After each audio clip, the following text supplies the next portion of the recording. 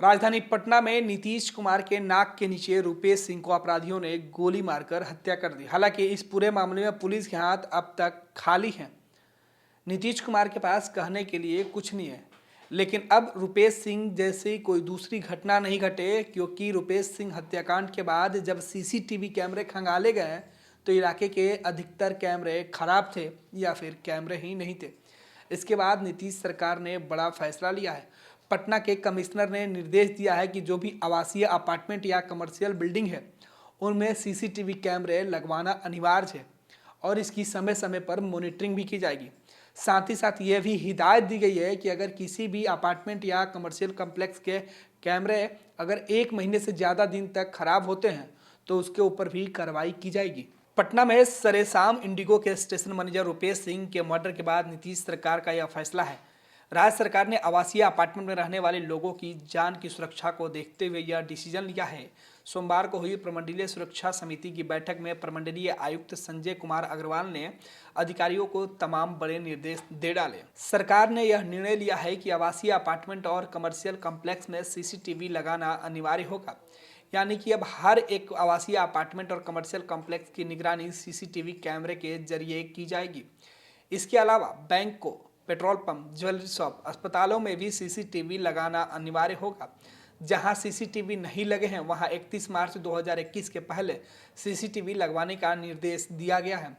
प्रमंडलीय सुरक्षा समिति की बैठक में प्रमंडलीय आयुक्त संजय अग्रवाल ने निर्देश देते हुए कहा कि जहां सीसीटीवी पूर्व से लगे हैं और खराब पड़े हैं उसे 1 माह के अंदर ठीक कराया जाए। इस अहम मीटिंग में नगर निगम को थानावार अपार्टमेंट की सूची उपलब्ध कराने का निर्देश दिया गया। उन्होंने अधिकारियों से इस बैठक में इस बात को लेकर कहा कि अपार्टमेंट में रहने वाले और आसपास के लोगों की सुरक्षा के लिए सीसीटीवी अत्यंत आवश्यक है। अपराध पर अंकुश लगाने हेतु सीसीटीवी को लगाना और इसके सुचारू संचालन के लिए पटना के कमिश्नर ने आज जो प्रमंडलीय समिति की बैठक हुई थी उसमें यह निर्णय लिया था। संजय अग्रवाल के साथ पुलिस महानिरीक्षक संजय सिंह द्वारा प्रमंडल के सभी डीएम, एसएसपी, एसपी, ट्रैफिक, नगर आयुक्त सहित कई अन्य अधिकारियों के साथ आयुक्त कार्यालय में इस बैठक को करते हुए कई जगहों पर चिन्हित करते हुए बताया गया कि सीसीटीवी यहाँ पे नहीं लगे हैं या जिन जगहों पर सीसीटीवी नहीं लगे हैं यहाँ प्रभावी ढंग से लगाने की ज़रूरत है। साथ ही साथ इन जगहों पर लगे सीसीटीवी कैमरे की निगरानी भी समय समय पर होती रहनी चाहिए, जिससे कि आपराधिक घटनाओं पर प्रभावी नियंत्रण और निगरानी रखा जा सके। प्रमंडलीय आयुक्त संजय अग्रवाल का कहना है कि भविष्य में अपार्टमेंट, कमर्शियल कॉम्प्लेक्स के नक्शा पास कराने के दौरान ही सीसीटीवी संबंधी बिंदु पर उल्लेख करना आवश्यक होगा, अन्यथा नक्शा पास नहीं किया जा सकता।